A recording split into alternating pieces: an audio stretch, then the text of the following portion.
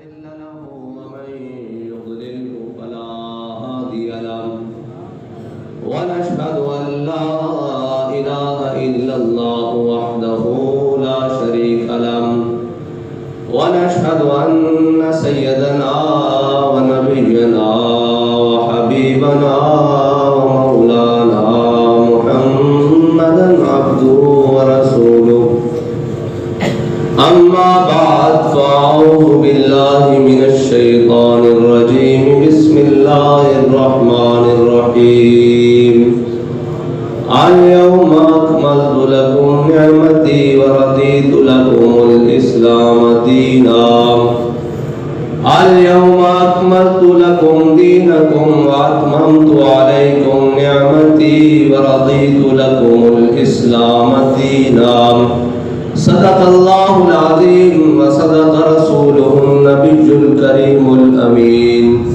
إن الله وملائكته يصلون على النبي يا أيها الذين آمنوا صلوا عليه وسلموا تسليما السلام عليك يا رسول الله وعلى آلك وصحبك يا سيدي يا حبيب الله الصلاة والسلام عليك يا سيدي يا رسول الله وعلى آلك وأصحابك يا سيدي يا نبي الله الصلاة والسلام عليك يا سيدي يا رسول الله وعلى آلك وأصحابك يا سيدي يا خاتم النبيين بندہ پروردگارم امت احمد نبی دوستدار چار یارم تابع اولاد علی مذہب حنفی ادارم ملت حضرت خلیل خاک پائے غوث اعظم زیر سایہ ہر ولی صدیق اکس حسن کمال محمد فاروق ذل جاہ و جلال محمد عثمان ضیاء شمع جمال محمد حیدر بہار باغ خصال محمد صلی اللہ تعالی علیہ وسلم. یہ مہینہ نومبر یہ بڑے بڑے رجال دنیا سے اپنے ساتھ لے کر گیا اور اس سے پچھلا مہینہ جو ہے اس کی آخری تاریخوں میں اسی لاہور کی سرزمین کا ایک عاشق اپنے حبیب سے واصل ہوا, اسے غازی علم الدین کہتے ہیں. اور پھر اسی دھرتی کا ایک جسے ہمارے بابا جی کہتے تھے قلندر لاہوری, درویش لاہوری, علامہ مفکر اسلام ڈاکٹر محمد اقبال نبر اللہ مرکزہ, وہ بھی اسی نومبر کے مہینے میں اپنے خالق حقیقی کے پاس دنیا سے تشریف لے گئے 9 نومبر کو. اور پھر اسی نومبر کے مہینے میں تو یہ جو حضرت غازی علم الدین رحمت اللہ تعالی علیہ 1908 میں آپ کی پیدائش ہے, 1908 اور 1929 میں آپ کو پھانسی ہوئی ہے. تو اس کا مطلب آپ کی عمر کتنی بنی؟ 21 سال. اور عاشقان اوز خوبہ خوب تر, خوش تر و زیبا تر و محبوب تر. ہاں یہ یاد رکھنا, عشق جو ہے نا وہ عمروں کی قید میں نہیں ہے, وہ رتبوں کی قید میں نہیں ہے, وہ جناب وہ کیا کہتے ہیں خاندانوں کی قید میں نہیں ہے. غازی علم الدین کا تو خاندان بھی ترخانوں کا ہے, جسے لوہار کہتے ہیں ہم.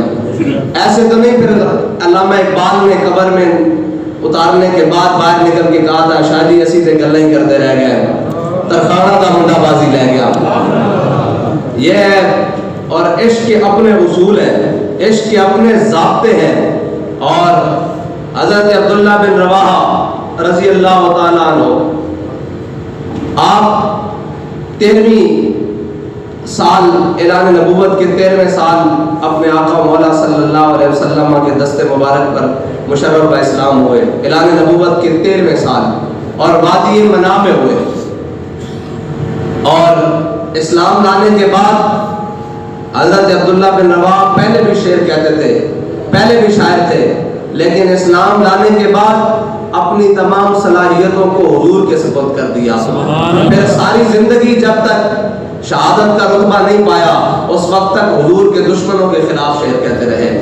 اور پھر جب میرے آقا مولا صلی اللہ علیہ وسلم عمرہ قضا کے موقع پر تشریف لے کر آئے تو پھر حضرت عبداللہ بن رواحہ ہی تھے نا جو حضور کی سواری کو تھامے ہوئے آگے چل رہے تھے.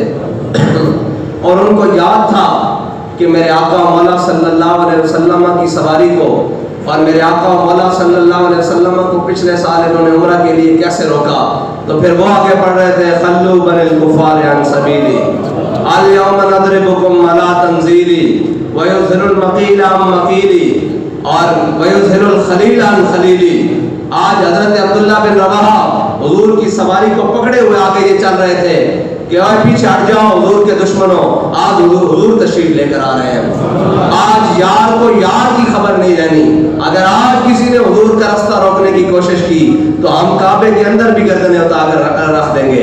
تو جب یہ بات کی نا حضرت عبداللہ بن رواحہ نے حضور کی محبت میں کی، حضور کے دشمنوں کو سامنے دیکھ کر کی، تو حضرت عمر سامنے آ گئے. کہا ہے ابن رواحہ یا ابن رواحہ بین یدی رسول اللہ وفی حرم اللہ، اے ابن رواحہ حضور کے سامنے اور اللہ کے گھر میں اتنی سخت بات کرتا ہے. تو میرے آقا و مولا صلی اللہ علیہ وسلم نے کیا فرمایا؟ خلی عن عمر، عمر عبداللہ بن رواحہ کا رستہ چھوڑ دے. اس کی جو باتیں ہیں نا، جو اس کے شعر ہیں، وہ آج وہ کام کر رہے ہیں جو تلوار تیر اور نیزے بھی کام نہیں کرتے. اور اسلام کا اصول یہ ہے، اسلام بات ہی اتنی ڈاڈی کرتا ہے اور اسلام کے ماننے والے بات اتنی ڈاڈی کرتے ہیں کہ اگلے کے 14 تمغ روشن ہو جائے اور اگلے کو یہ محسوس ہو، لفظوں کو بھی محسوس ہو کہ حضور کی عزت و شان کی بات ہو رہی ہے. اور جب حضرت غازی علم الدین میاں والی جیل چلے گئے، ایک لمبی داستان ہے. اقبال کہتا ہے گلا جفائے وفا نما حرم کو جو اہل حرم سے ہے. ہم تو یہ بات کرتے ہیں کہ 1929 میں غازی علم الدین کو پھانسی دینے والے انگریز کا نظام چلانے والے تھے. انگریز کا نظام چل رہا تھا تو 2016 غازی صاحب کو پھانسی 2016 میں دی ہے نا. 2016 میں ممتاز قادری کو شہید کرنے والے کون تھے؟ اس کا مطلب ہے نظام اس ملک میں، اس دھرتی پر وہی چل رہا ہے جو کفر چاہتا ہے. اس وقت تو یہ کہتے ہیں کہ قائد و اقبال کا پاکستان. میں نے کہا کسی سے پوچھ لیتے کہ قائد و اقبال غازی علم الدین کے کیس کے وقت کر کیا رہے تھے؟ یہ اس کے مخالف کھڑے تھے یا اس کے ساتھ کھڑے تھے؟ اس کے ساتھ کھڑے تھے پاکستان بنانے والے اور پاکستان کا نظریہ پیش کرنے والے. ان کو یہ پتا تھا کہ یہ پاکستان کا نظریہ ہو یا کوئی بھی نظریہ ہو، سب سے پہلے میرے آقا مولا صلی اللہ علیہ وسلم کی بات ہے، ان کی عزت کی بات ہے، ان کی حرمت کی بات ہے، ان کے دین کی بات ہے سب سے پہلے. اور ان کو پتا تھا کہ پاکستان بن ہی نہیں سکتا جب تک ہم علم الدین کے ساتھ کھڑے نہ ہوں. جب تک ہم علم الدین کا کیس لڑنے کے لیے علم الدین کے ساتھ کھڑے نہ ہوں اس وقت تک پاکستان بن ہی نہیں سکتا. یہ تھا ہمارے بڑوں کا کردار. لیکن آج اس وطن کو حاصل کرنے کے بعد یہ کہا جاتا رہا کہ جی اس ملک میں حضور کے نام پر شدت پسندی ہو رہی ہے. بھائی پاکستان نہیں بنا تھا، یہ شدت پسند تو اس سے پہلے بھی موجود تھے. اگر شدت پسندی اس کا نام ہے تو پھر غازی علم الدین بھی شدت پسند ہے، جس نے اپنے آقا و مولا کی عزت پر پہرا دینے کے لیے انارکلی بازار سے خنجر خریدا اور پھر اس راجپال کی دکان پر جا کر اس کو للکار کر کہا کہ محمد عربی کا غلام آ گیا ہے.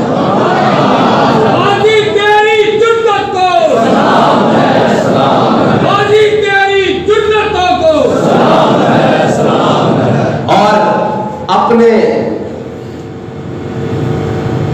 ناموس پر جان دینے والوں پر میرے آقا مولا صلی اللہ علیہ وسلم کی نوازشیں کس طرح ہوتی ہیں. وہ یہ کہ حضرت غازی علم الدین جب میاں والی جیل چلے گئے تو ایک دن دیکھا کہ صبح کے ٹائم کب وہ جو ہے سیل وہ چکی پوری روشن ہو گئی ہے، جیل پوری روشن ہو گئی ہے.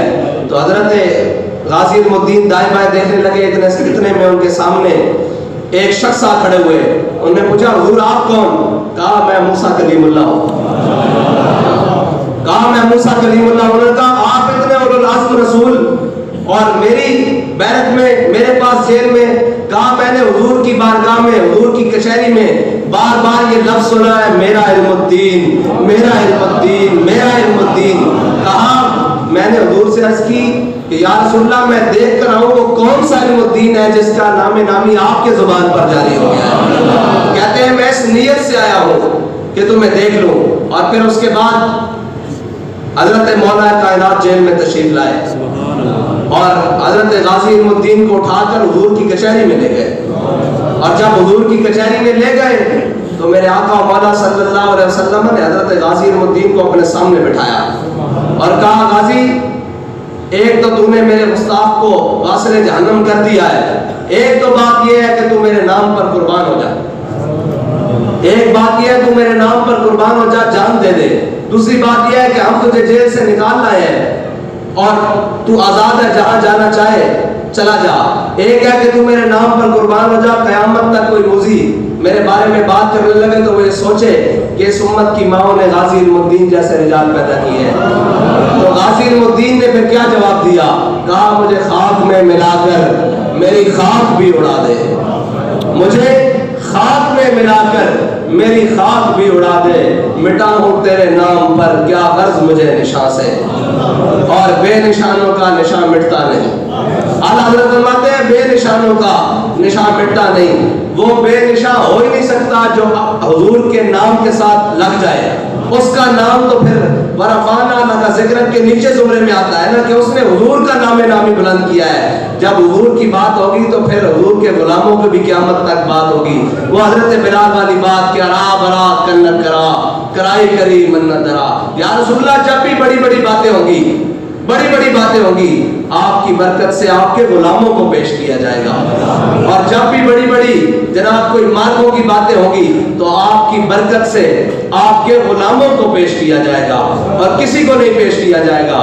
اور حضرت جناب غازی علم الدین آپ کے پاؤں چومے حضرت پیر سید جماعت علی شاہ صاحب نے. اور جب پاؤں چومنے کی باری آئی، علامہ اقبال کہتے ہیں نا ان شہیدوں کی دیت اہل کلیسا سے نہ مانگ. ان شہیدوں کی دیت اہل کلیسا سے نہ مانگ. ان کو کیا پتا ہو کہ شہادت کا رتبہ کیا ہے. ان کو کیا پتا ہو کہ حضور کے غلام حضور کے نام پر جان دینے سے نہیں ڈرتے اور یہ تو چاہتے ہیں کہ مرنا تو ایک دن ایسے بھی ہے حضور کے نام پر موت آ جائے. یہ کیا سمجھتے ہیں حویلیہ کا مقام ہو اور وہاں ہمارے شہید کر کے یا وزیر آباد کا مقام ہو یا جناب یہ کاموں کی سادوں کی ہو یا جناب آزادی پل ہو یا ایم یو کالج ہو یا مسجد رحمت اللہ عالمین ہو. یہ کیا سمجھتے ہیں کہ اس بات سے تو مسلمان ڈرتے ہی نہیں ہیں. بدر کے مقام سے لے کر حویلیاں تک مسلمان کٹتے آئے ہیں لیکن ان کی تعداد کبھی کم نہیں ہوئی. ان کو کبھی نقصان نہیں ہوا. ان کو اگر نقصان پہنچاتا ہے تو منافق پہنچاتا ہے جو اپنی صفوں میں موجود ہے، جو احد کے بعد واپس آنے کے بعد بھی کہہ رہے تھے یہ دیکھو حضور نے بندے مروا لیے، یہ دیکھو یہ سارا کچھ. ہمیشہ مسلمانوں کو نقصان دیا ہے تو صفوں کے اندر غداروں نے دیا ہے اور ان غداروں کو ہم بڑے خوب طریقے سے پہچانتے ہیں. ہاں ان غداروں کو ہم تب سے جانتے ہیں جب قائد اعظم کی ایمبولینس روکی جا رہی تھی. ہم ان غداروں کو تب بھی جانتے ہیں جب جناب لیاقت علی خان کو گولی ماری جا رہی تھی. ہم ان غداروں کو تب بھی جانتے ہیں جب 53 کی تاریخ میں ختم نبوت کے جناب مجاہدوں پر گولیاں چل رہی تھیں. ہم ان غداروں کو تب سے جانتے ہیں اور ہم ان غداروں کو تب بھی جانتے ہیں جب 71 میں پاکستان کو دو لخت کیا جا رہا تھا. ہم ان غداروں کو بڑے اچھے طریقے سے پہچانتے ہیں اور ان کو جانتے ہیں کہ اس وطن کو برباد کرنے میں کن کن کا ہاتھ ہے اور کون کون چاہتا ہے کہ اس وطن کے اندر تباہی مچائی جائے اور اس وطن کے اندر خود کی عیاشیاں سلامت رکھنے کے لیے اس وطن کو توڑا جائے. آج بھی پاکستان کے حالات کوئی 71 سے مختلف نہیں ہے. آج بھی وہ جنہوں نے پاکستان کی پالیسیاں بنانی تھی انہوں نے پاکستان کو زخموں سے چور چور کر دیا ہے. آج بھی پاکستان سے اس کے باسی ناراض پھرتے ہیں. کیوں پھرتے ہیں بھائی؟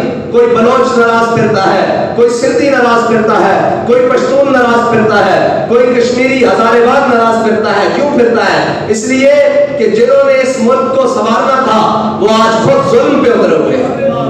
آج انہوں نے ظلم کا ٹھیکہ سارا اپنے سر لیا ہوا ہے, کرتوت سارے اپنے ہیں, لیکن ہمیشہ دوسروں پر ڈالنے کی کوشش کی ہے. میرے رب نے تمہیں ننگا کر کے چھوڑنا ہے, تم کہاں تک چھپو.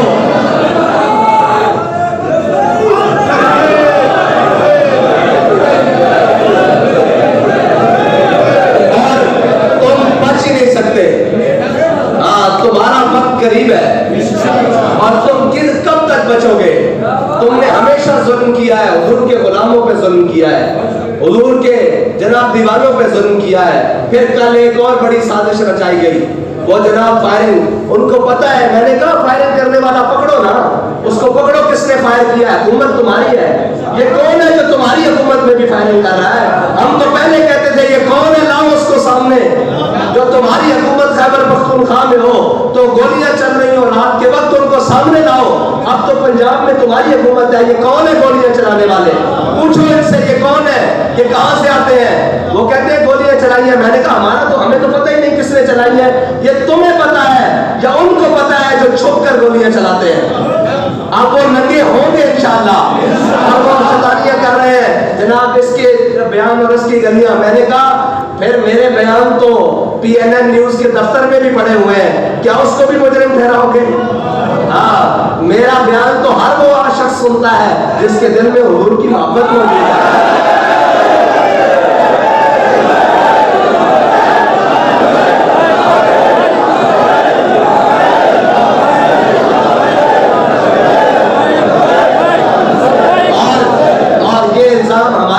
کی کوشش کی جا رہی ہے.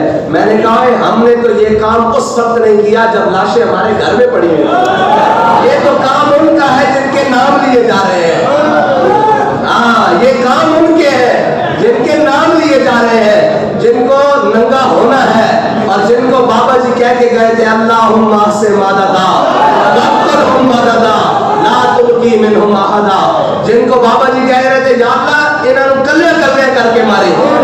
یہ ان کا وقت ہے, یہ انہوں نے کیا ہے, اور وہ اپنے الزام دھر کر کسی اور پر نہ ڈالے. اور اچھا ہوا, اس نے بھی ہے تو وہ بے وقوف آدمی, لیکن اس نے بھی وقت کے ساتھ ہی فوراً اپنے ملزموں کا تعین بھی کر دیا. اور ہم یہ سمجھتے ہیں کہ خیبر پختونخوا میں گولیاں مارنے کا مقصد کیا تھا. آج وہ ساری باتیں کھول کے سامنے آ گئی ہے کہ یہ چاہتے تھے کہ ان سے لڑیں. ہماری لڑائی ان سے ہے ہی نہیں. ہم تو ان کو سیدھی راہ بتائیں گے.